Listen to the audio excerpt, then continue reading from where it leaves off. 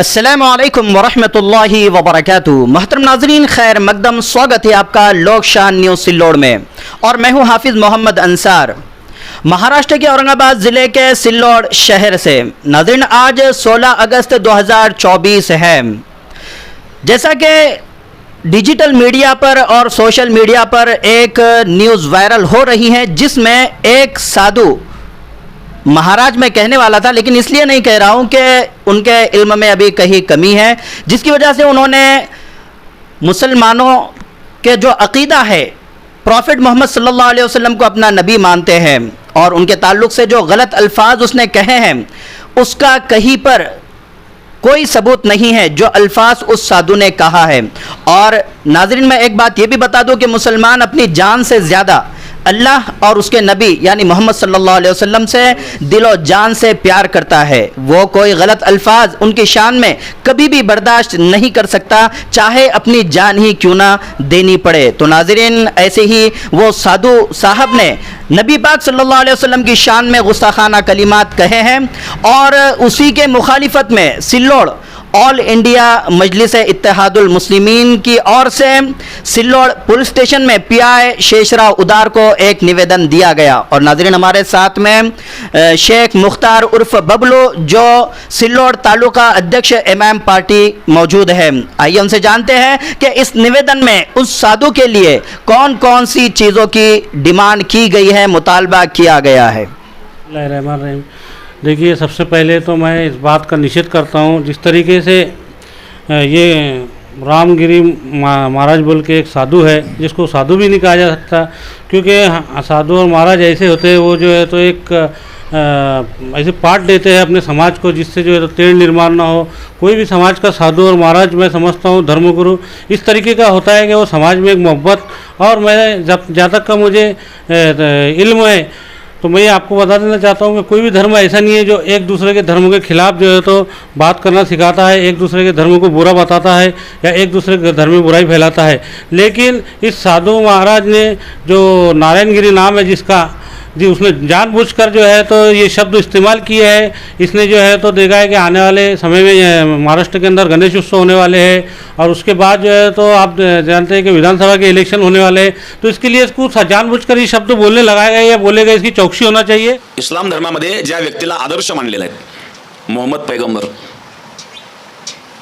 या मोहम्मद पैगंबराचं जीवनचरित्र तुम्ही पाहिलं, या मोहम्मद पैगंबराने वयाच्या 50व्या वर्षी एका 6 वर्षाच्या मुलीशी लग्न केलेलं आहे, आयशा म्हणून जी आहे।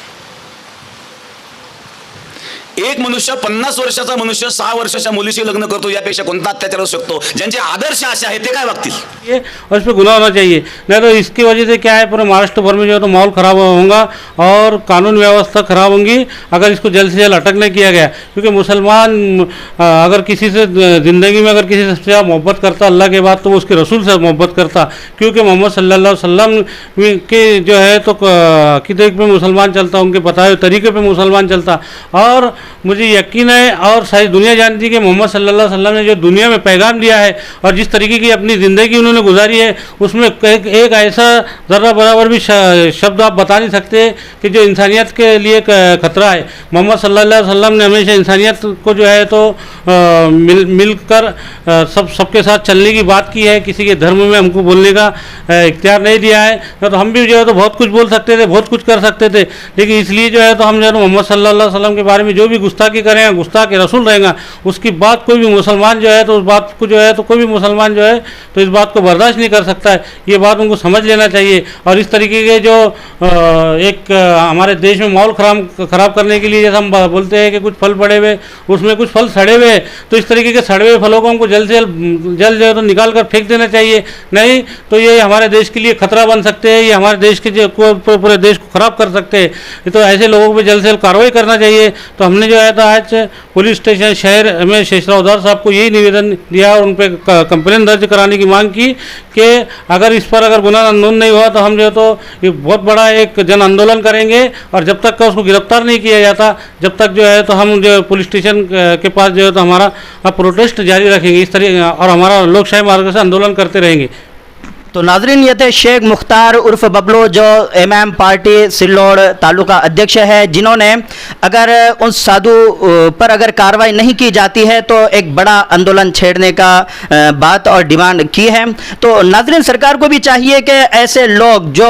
हवा और माहौल ख़राब करने का काम करते हैं उन पर कार्रवाई करनी चाहिए, या उनको कंट्रोल करने के कुछ काम ऐसे करना चाहिए कि वो कंट्रोल हो जाए, क्योंकि माहौल ख़राब होने के लिए इनका एक शब्द भी काफ़ी होता है, और ये शब्द बहुत ही ख़तरनाक उस साधु साहब ने कहा है। उनको चाहिए था कि किसी मज़हब इस्लाम के धर्म गुरु से इस ताल्लुक़ से बात कर लेते, अपने अधूरे नॉलेज को पूरा कर लेते, उसके बाद में प्रॉफिट मोहम्मद सल्लल्लाहु अलैहि वसल्लम के शान में कुछ बात कहते तो यकीनन उनकी ज़ुबान से इस तरह के अल्फाज नहीं निकलते। तो यही बात है कि उनके पास में आधी मालूमात होने की वजह से, उनका नॉलेज कम होने की बिना पर उन्होंने प्रॉफिट मोहम्मद सल्लल्लाहु अलैहि वसल्लम की शान में गुस्ताखाना कलिमात कहे हैं। नाज़रीन, जिन साथियों ने लोकशान न्यूज़ सिल्लोड़ को अब तक सब्सक्राइब नहीं किया है, सब्सक्राइब कर ले ताकि रोज़ की इस तरह की खबरें और वीडियोज़ आप तक फ़ौरन पहुँचती रहे। इसी के साथ मैं हाफिज़ अंसार रुखसती चाहूँगा, फिर मिलेंगे अगली नई खबर और नई वीडियो के साथ। खुदा हाफिज़।